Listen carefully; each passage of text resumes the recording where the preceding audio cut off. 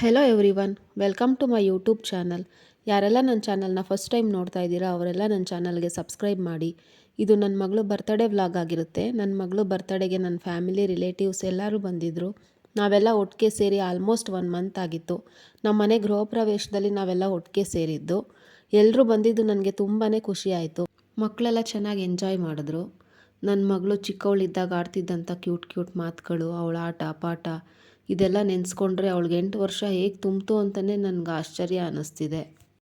ಇವಳೊಂಥರ lucky charm ಇದ್ದಂಗೆ ನನಗೆ. ಎಷ್ಟೇ ಕೋಪ ಇದ್ರೂ ಇವಳ ಮುಖ ನೋಡಿದ ತಕ್ಷಣ ನನ್ನ ಕೋಪ ಎಲ್ಲ ಕರಗೋಗುತ್ತೆ. ನಾವು ಸೋಫಾ ಬುಕ್ ಮಾಡಿ ಆಲ್ಮೋಸ್ಟ್ 15 ಡೇಸ್ ಆಗಿತ್ತು. ಅವರು ಸೋಫಾ ರೆಡಿ ಮಾಡೋದಕ್ಕೆ 30 ಡೇಸ್ ಬೇಕಾಗುತ್ತೆ ಅಂತ ಹೇಳಿದರು.